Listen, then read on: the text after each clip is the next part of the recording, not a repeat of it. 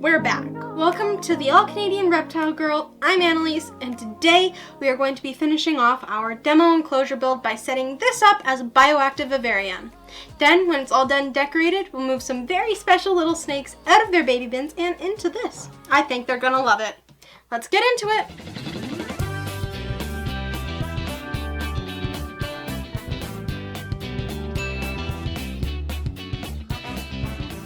Okay, let's recap. Covering all of the back and sides of your enclosure not only makes a cool looking naturalistic home for your reptile, a snake in this case here, it also helps your scaly friend feel more protected and secure. The safer your reptile feels, the more you will see of it exploring and exhibiting natural behavior. In the first video, we made this back panel out of styrofoam, and in the last video, we covered 3 other methods you could use to cover the glass on the sides of your enclosure, or the back too. You can watch them here if you haven't seen them or you want to get a refresher. Now that we've got the walls covered and decorated, I painted the outside of the glass where the foam is against the wall so that you don't see all of the foam and stuff used on the inside of the glass, because it's not very good to look at. It undermines the whole piece. I've also put in a strip of LEDs along the sides and the front. If you are putting live plants in here, which I'm doing today, you need LEDs that are at least 5,000 K. I will put a link in the description for the kind I use. I had my dad make a lid for this.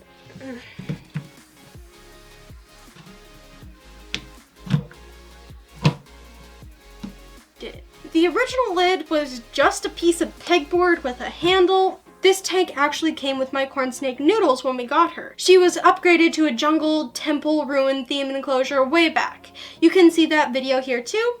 The video itself is kind of cringy, but her enclosure is one of my all-time favorites.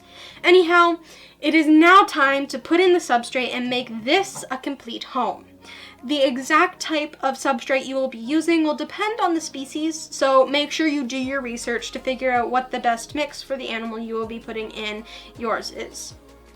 In this tank, we will be putting in a colubrid species that enjoys a little extra humidity, so we'll make sure the substrate is right for them. I'll get to that in a minute. Don't get ahead of me. Unless you are building an arid desert enclosure, the first thing you are going to want to do is put in a drainage layer, which gives any excess water in your enclosure someplace to go. Without a drainage layer, you can end up with a muddy, soupy mess at the bottom of your enclosure, and that can cause the plant's roots to rot and allow mold and other stuff that you don't want in your snake's home to grow. The drainage layer will eventually become home to some beneficial bacteria that will help your tank thrive. So it is pretty helpful to have one in most bioactive setups. There are a few things that you can use for your drainage layer. Peat gravel works, clay hydroballs, like these, are a common option. Then there is plastic egg crate, which is another cheap, light, and quick option. Today I'm going to be using these clay hydroballs. This is my preferred medium because they're a little lighter than stone, and because they are porous, they make the best home for that beneficial bacteria that I mentioned earlier. You can get small bags of these at your local reptile shop for like 15 bucks, I think. If you are doing just one enclosure, that's probably the way to go. But if you're doing multiple builds, I suggest going to a garden center and getting a big bag. What I'm using today are from a 50-liter bag that cost about 40 bucks, right? It's 40, 45 bucks. Yeah. So as long as you're going to be using them all, that's probably the cheaper way to go. Before you put them in though, you're going to want to rinse all of the dust off of them and let them soak for a bit.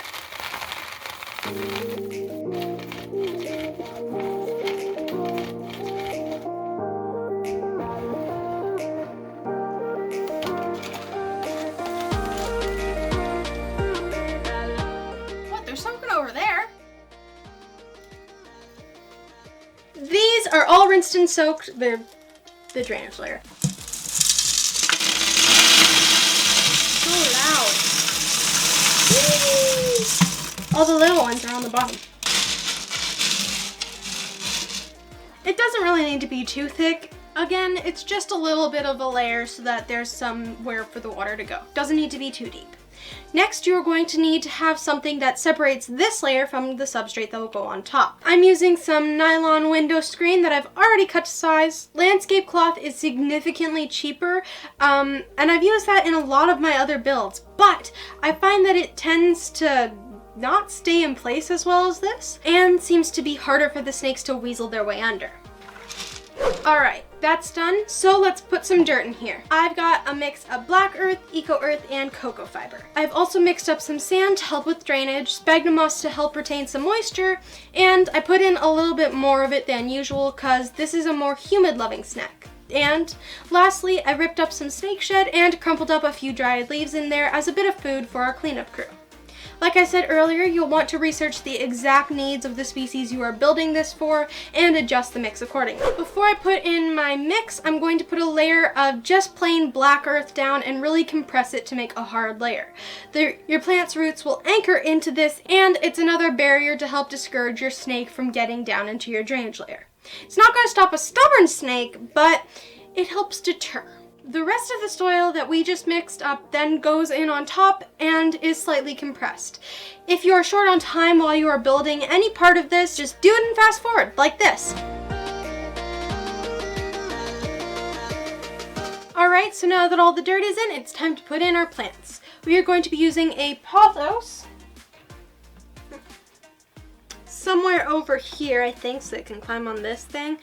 These guys do great in bioactive enclosures because they are hardy, they grow really well, and they make awesome little perches and hides for a little snake. Just pick your spot, make a little hollow and plunk it in, and push the soil back over top. Easy peasy. Now, pothos are very hardy and will put down new roots all along the length of the plant, so this will probably be just fine. But snakes are notorious for digging up your roots as they burrow, and you might want to try to protect those roots a little bit until they really get established. Here's what I do. This has really worked well in my hognose snake enclosure, Dozer, my corn snakes enclosure, and a couple of others. What I do is I take some chunks of bark or even little pieces of slate or anything that's thin like this, and I sort of build a fence around the area that I want my plant to be. Then I plant my plant inside and fill it all with the appropriate amount of soil. The walls will direct the roots down to the nice compact layer and they will anchor. These also do a really great job of discouraging your snake from tunneling through. Again, it's not 100% effective. It does help. Using this technique, you can also have some plants that you wouldn't normally be able to have in a semi-arid setup, which is not what this is. It would be providing little pockets of more damp substrate for your plants and refuge for your cleanup crew that wouldn't normally be able to thrive in an arid substrate. Neat, eh? To finish up this step in the process, we are going to be adding isopods and springtails. These guys will act as your cleanup crew and will eat up any waste that you might miss in your cleanup. To be clear, just because this is a bioactive with a cleanup crew doing maintenance does not mean that you can just set it and forget it. You still need to scoop poop when your snake goes. These guys are just here to gobble up the leftovers that you might miss when you scoop. Once your creepy crawlies are in, I like to put in a layer of cocoa block and some leaf litter on top. I just did a quick video on how to prep your leaves. Pew. And it's ready for your decor. With this being naturalistic, we will be putting in rocks, branches, bark. Because the snakes that are going in here are semi-aquatic, I'm going to use a lot of this area here for a great big water bowl, which will keep the humidity up overall and be a great source of enrichment. You will also need hides on the warm and cool end at least. Don't be afraid to put in more hidey spots. They will use them, I promise. And whatever bits of enrichment items you think your pet will like. Okay, so we let this sit overnight. We kind of filmed this a bit late, and it's just kind of good to let your enclosure set before you put your stuff in. But I think it's good to go now. You ready to see what's going in here? Sure you are. Here are 4 of my baby Lake Chapala garter snakes. This is from the first clutch my pair had in late spring. My female, Cabra, just gave birth to a second clutch of 12 recently. They're so cute. Want to see them? Sure you do. I'll put up a bit of B-roll of them for you. Go ahead, I'll wait.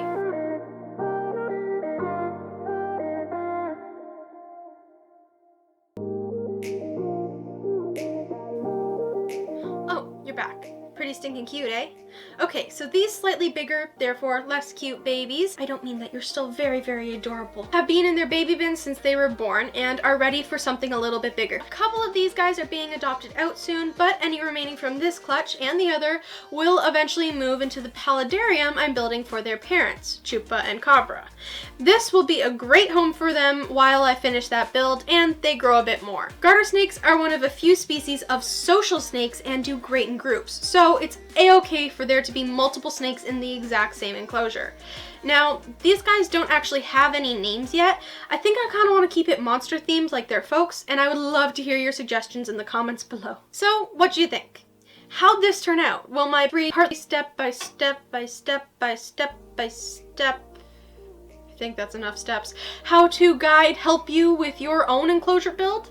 I sure hope it did, and I really hope you enjoyed building this with me. Thank you for watching. Please hit that like button, and until next time, remember to nurture all nature. Bye! Wait, no, don't leave yet. Let's put these little guys in. You ready, babies? Here you go, smellies.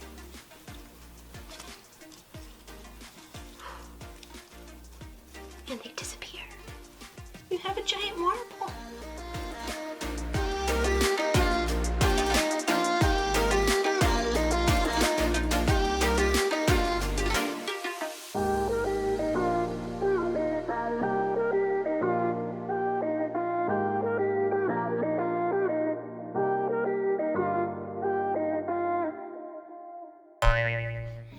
Flying over my mouth. See what I'm doing here? It's called weaponizing incompetence. I do such a bad job helping you that you stop me. You just don't want me to help you anymore. Is that how you think this is gonna work out? Yeah. You told me your plan, and that was a big mistake. What did you do now?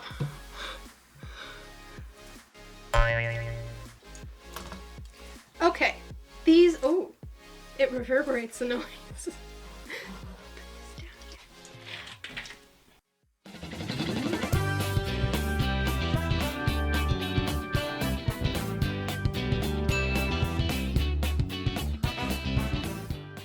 So what would you say sets you apart from snake discovery?